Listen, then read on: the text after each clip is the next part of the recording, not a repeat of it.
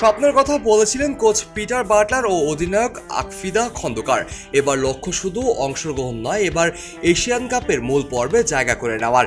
Myanmar এসেই সেই স্বপ্ন যেন বাস্তবে রূপ পেল আজ। ওয়ালটন এখন দেশের সীমানা পেরিয়ে পৌঁছে গিয়েছে 50টিরও বেশি দেশে। ওয়ালটন, ঘরে ঘরে বিশ্বজুড়ে।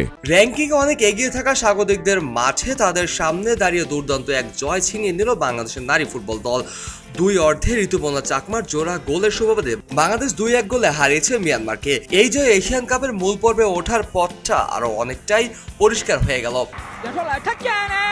ম্যাচের শুরু থেকেই আক্রমণাত্মক ফুটবল খেলছে লাল সবুজের প্রতিনিধিরা। প্রথমার্ধের মাঝামাঝি সময়ে বাঁ দিক থেকে আক্রমণে উঠে দারুণ এক শটে গোলে খাতা খোলেন ঋতুপর্ণা। দ্বিতীয় অর্ধের শুরুর দিকে ব্যবধান দ্বিগুণ করেন তিনি, যদিও শেষ দিকে একটি গোল খেয়ে বসে বাংলাদেশ। তবু বাকি সময়টুকে দুর্দান্ত রক্ষণ ও গোলরক্ষক শিউলির দৃঢ়তায় জয় নিশ্চিত করে বাংলাদেশ দল।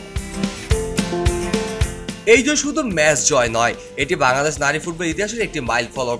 কারণ র্যাঙ্কিংয়ের 73 ধাপ এগিয়ে থাকা মিয়ানমারকে তাদের মাঠেই হারানো কেবল একটি আপসেট নয়, এটি বাংলাদেশের মেয়েদের সমর্থের জানান।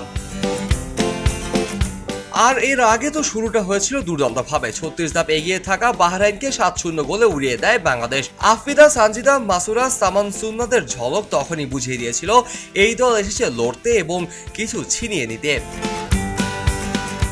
এই জয়ের পর বাকি ম্যাচগুলোর ফলাফল একটু সহায় হলেও বাংলাদেশ ইতিহাসের প্রথমবারের মতো মেয়েদের এশিয়ান কাপের মূল পর্বে জায়গা করে নিবে। এই জয় শুধু দলের নয়, গোটা দেশের জন্যই। বাংলাদেশ নারী ফুটবলের কাঠামো, পরিশ্রম ও স্বপ্নের ফসল যেন আজ মাঠে দেখা গেল। স্বপ্ন পূরণের আর একটি মাত্র ধাপ বাকি। এখন শুধু অপেক্ষা মেয়েরা যেন শেষটা সফলভাবে করতে পারে, এমনটাই চায় গোটা বাংলাদেশের ফুটবল প্রেমীরা। খবরের কাগজ, নিখাত, নির্ভীক, নিরপেক্ষ।